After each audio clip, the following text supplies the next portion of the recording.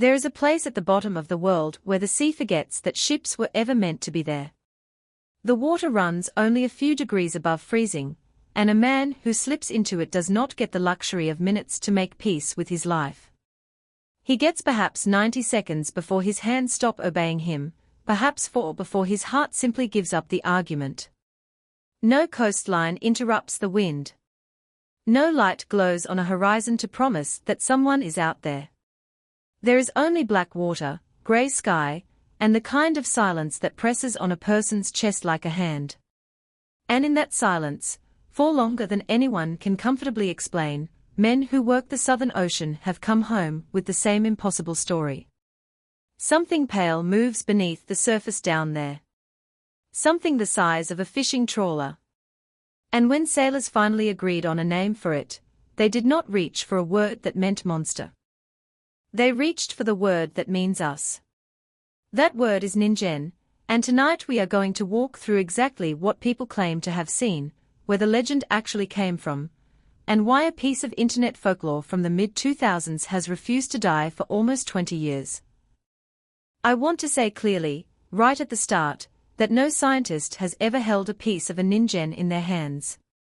No specimen exists in any laboratory freezer. No photograph has ever survived expert analysis. By the strict rules of biology, this creature does not exist, and nothing in this video is going to pretend otherwise. But a story this consistent, told by this many separate people, in this hostile a stretch of ocean, deserves more than a shrug. It deserves a proper look. So let's go to the water. To understand why the Southern Ocean can hold a secret this size, you first have to understand how little of it humanity has actually seen. We talk about the ocean as though it has been mapped the way a city has been mapped, street by street, with every corner photographed. It hasn't. We possess sharper images of craters on the far side of the moon than we do of vast stretches of seafloor circling Antarctica. Human beings have stood on the summit of Everest in far greater numbers than have ever descended into the deepest trenches of our own planet's oceans. That is not a conspiracy. It is simply a matter of access. The Southern Ocean is the only body of water on Earth that wraps entirely around the globe with no landmass to interrupt it, which means the wind never stops building, the swells never stop growing, and storms that would be considered catastrophic anywhere else are treated there as Tuesday. Almost nobody chooses to linger in water like that.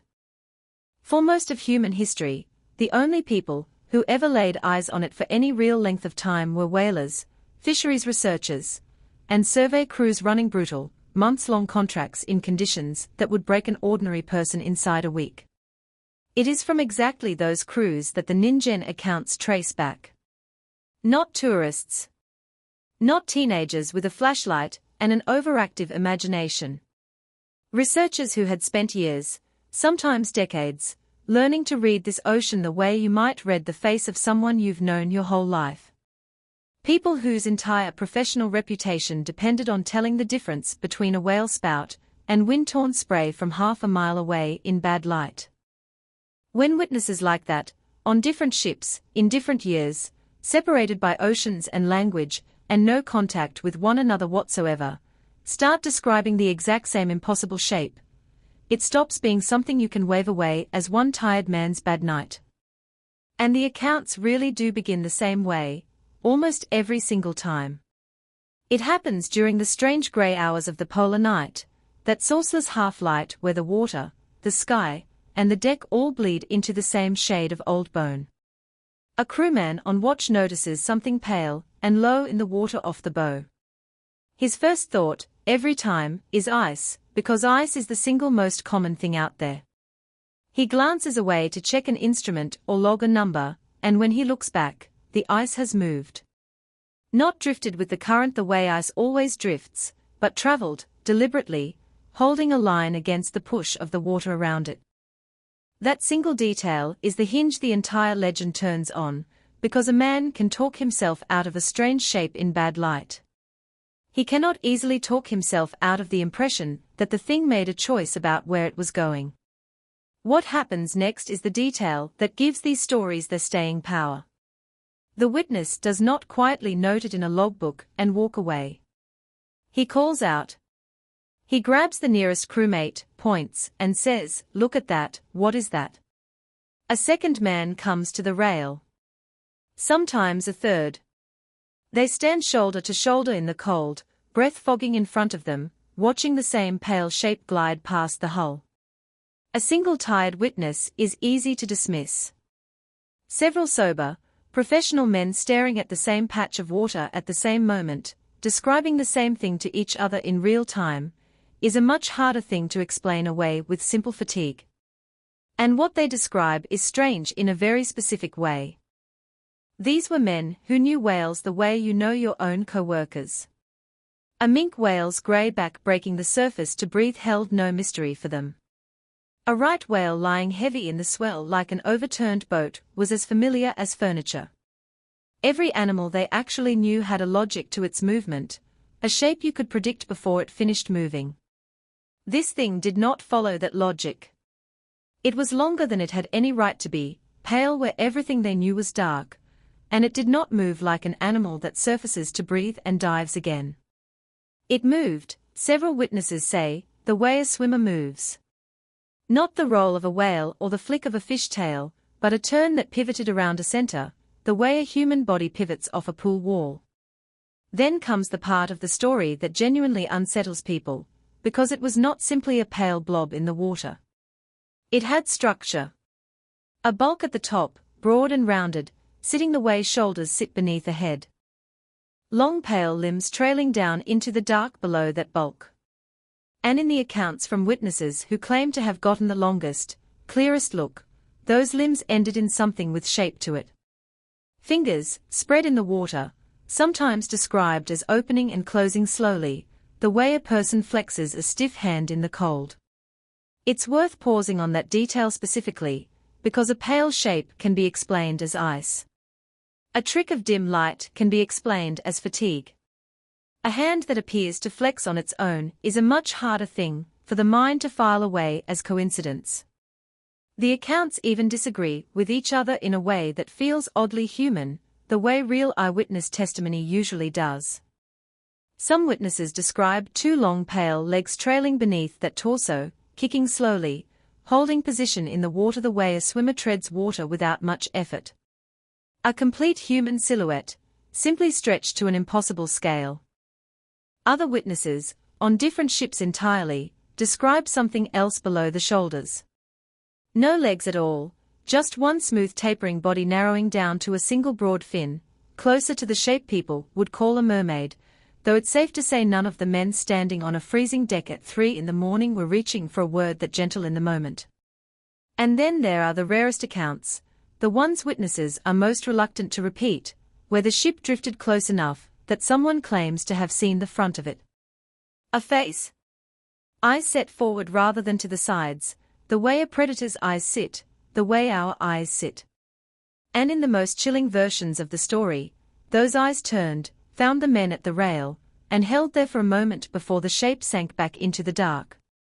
Now, here's where we have to step back from the deck and look at where this story actually came from, because the honest answer complicates things in an important way. The Ningen did not arrive in the world through a captain's log, or a peer-reviewed paper, or a government report. It arrived through a screen. The stories began circulating on Japanese internet message boards in the mid-2000s, passed anonymously from one user to another late at night. The classic framing was always similar. Someone knew someone. A relative who had worked a research contract in the far south. A friend of a friend who came back from a deployment quieter than when he left, who wouldn't elaborate when it came up, who seemed to be carrying something he didn't want to describe in detail. With every retelling, the story picked up new texture. The length crept upward with each version. The flexing hand appeared. The forward-facing eyes appeared. This is exactly how folklore grows in the dark corners of the internet, and the Ningen grew faster than most. But here's the detail that actually matters most, and it's easy to miss because it's sitting in plain sight. The name arrived almost instantly, before any photograph, before any argument about authenticity, before anyone had the chance to talk themselves out of anything. And the moment a thing is called Ningen, the moment someone reaches for the word that simply means human being, the entire emotional shape of the story is already decided. Nobody needed convincing after that. You can be told later that it was sculpted ice. You can be told it was spray and a tired mind. Some small part of a person will still picture a face looking back from the water, because that's what the name does. That is the whole engine of the legend, and it is also its biggest weakness, because strip the name away, call it simply a pale drifting mass, and most of the dread drains right out of the story. So where does that actually leave us? On one side, the believers have a genuinely strong card to play, and it isn't nothing. Consistency. Witnesses on different vessels, in different decades, who never met each other, and had no shared internet to compare notes with before the story was already public, kept landing on remarkably similar details. The pale color. The vast scale. The arrangement of a bulk like shoulders above trailing limbs below. If this were pure imagination running wild in frightened minds, you'd expect it to wander. You'd expect tentacles in some versions, serpents in others, 100 different monsters borrowed from 100 different cultures.